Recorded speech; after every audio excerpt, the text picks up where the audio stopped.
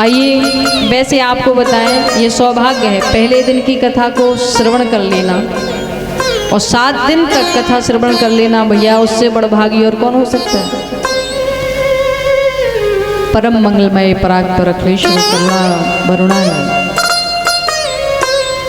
भक्तवांछित कल्पतरु श्री तृणमूर्तिलिंग पीताम्बरधारी बाल कृष्ण लाल की बाड़मयी प्रतिमूर्ति श्रीमद् भागवत महापुराण की कथा। देखो एक बात तो सुनो, कथा सुनने से पहले सावधान रहना। क्यों? किस बात के लिए सावधान? यहाँ कथा सुनने हम और आप बाद में आते हैं, पहले एक देवी जी आ जाती है और उनका नाम क्या है? निद्रा देवी। निद्रा देवी आती है और वो सबके मस्तक पर जाकर के झूमती है कि कौन कथा सुन रहा है और कौन नहीं सुन रहा है। जो कथा नहीं सुनता ना तो उनके सर पे जाकर के निद्रा देवी बैठ जाती है।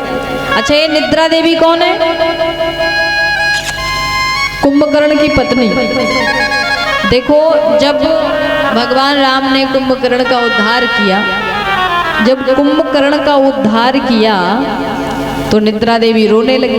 भगवान राम ने कहा कि देवी क्यों रोती हो, क्या बात है? बोले आपने मेरे पति का उद्धार कर दिया, मार दिया, अब मैं क्या करूं?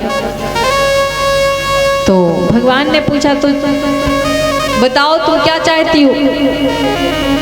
बोले मैं चाहती हूँ क्या? बोले जहाँ जहाँ आपकी कथा हो वहाँ मुझे जगह मिले, वहीं पर मैं जाऊँ, मुझे स्थान मिले। भगवान राम ने कहा कि कथाओं में तो अच्छे लोग आते हैं, तो तेरा वहाँ क्या काम है? निद्रा देवी ने कहा प्रभु एक बात बताइए, मेरे पति को मारने वाला जो है वो मेरा क्या हुआ? मेरा कौन हुआ? बोले शत्रु। तो बोले आप हमारे शत्रु हैं और जहाँ आपकी कथा होगी तो वहाँ मैं तो आपको कुछ कर नहीं सकती, लेकिन हाँ एक काम जरूर कर सकती हूँ कि जहाँ जहाँ आपकी कथा हो रही होगी मैं वहाँ बीच पंडाल में जाकर के पूरी पंडाल को तो नहीं सुला सकती, लेकिन 2-4 लोगों को तो जरूर सुला दूंगी। इतना काम तो मैं करूँगी, इसलिए सावधान रहना। वो 2-4 लोग कौन हैं आप लोगों में से मुझे नहीं पता, लेकिन श्री राम जी की कथा को, श्री कृष्ण जी की कथा को बड़े ही भाव से सुने। तो निद्रा देवी भैया जो निद्रा है वो गेट के बाहर ही खड़ी रहेंगी, यहाँ तो आएंगी। भाग्योदयेन जहो भाग्योदयेन बहु जन्म समर्जितेन सत्संगम चालभेत पुरुषो यदावे अज्ञान हेतु कृत मोह मदाधिकारिनाशाय विधाय ही तदोतयते विवेक। देखो भैया ये मनुष्य जन्म मिला है, ना जाने पिछली बार मिला होगा या अगली बार फिर मिलेगा या नहीं। एक जन्म का नहीं, अनंत जन्मों का जब भाग्योदय होता है तो ही कथा सुनने के लिए मिल पाती है, तभी भगवान के दर्शन मिल पाते हैं। ऐसा नहीं कि हम लोगों ने इसी जन्म में बहुत अच्छे कर्म किए तो भागवत सुनने के लिए मिल रही, नहीं नहीं, जन्मों जन्मों के भाग्य जब उदय हो जाते हैं तो ही कथा सुनने के लिए प्राप्त होती है। इसलिए समय को व्यर्थ ना जाने दें। देखो कथा में कभी भी मनोरंजन का भाव लेकर नहीं सुनना चाहिए। श्रीमद् भागवत कथा की पद्धति क्या है, कथा के श्रवण का नियम क्या है, क्यों सुनी जाती है श्रीमद् भागवत कथा? महाराज कथा श्रवण में श्रीमती निद्रा देवी अगर व्यवधान डालती है तो उसके लिए उपाय है क्या? जब भी निद्रा देवी आवे तो हम लोगों को यही अपनी वाणी से उच्चारण करना चाहिए, श्री कृष्ण नाम का उच्चारण करना चाहिए। कृष्ण नाम ले। सच्चिदानंद रूपाय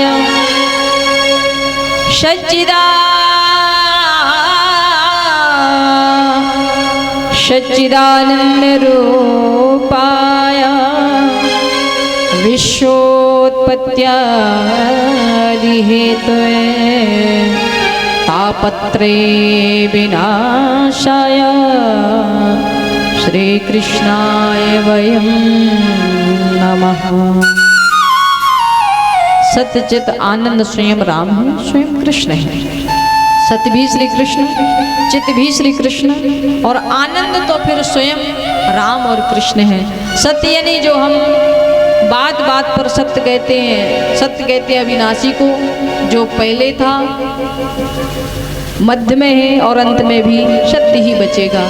महाराज चित, चित यानी प्रकाश। जैसे हम लोगों को अगर प्रकाश ना मिले तो भाई हमें कुछ दिखाई ना दे, प्रकाश ना मिले तो हम पुस्तक नहीं पढ़ सकते, प्रकाश ना मिले तो हम हरि दर्शन नहीं कर सकते।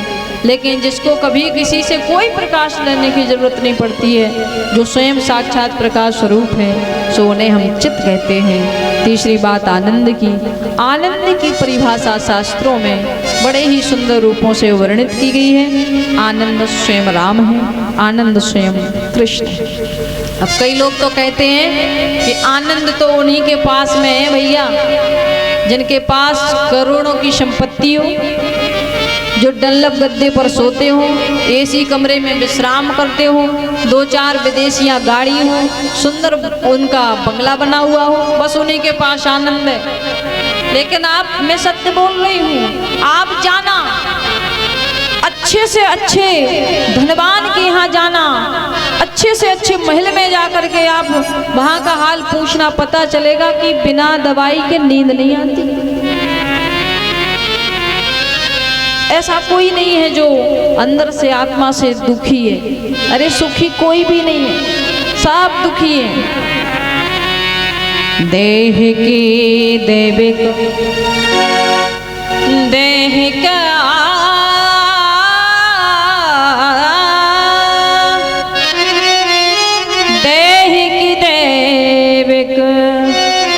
भौतिक ताप राम राज का हो नहीं व्यापा।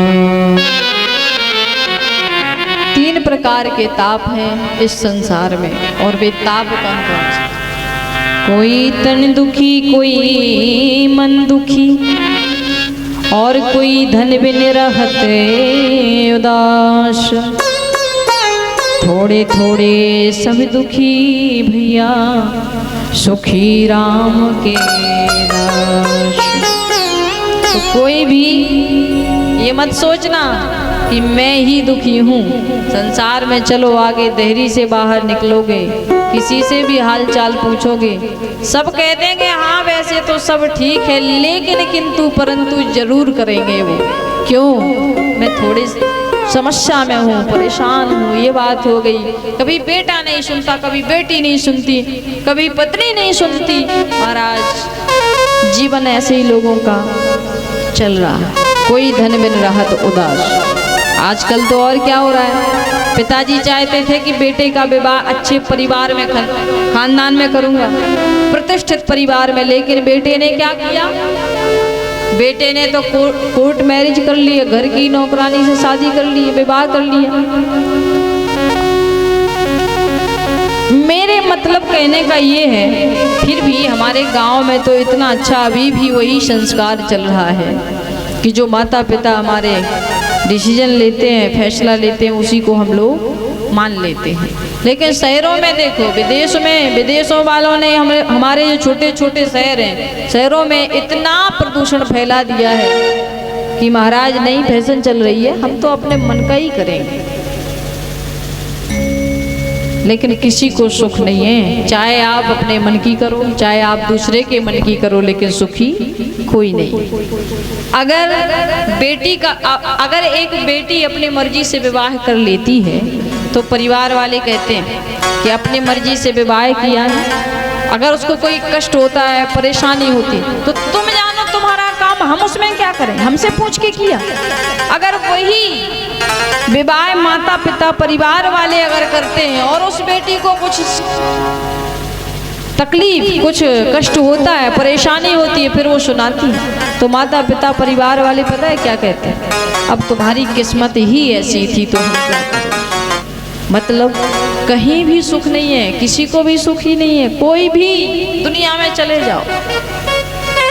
कबीरा सब जग निर्धना और धनवंता नहीं, धन्यवंता सुई जानियो, जाको राम नाम धन, जाको राम नाम धन हो।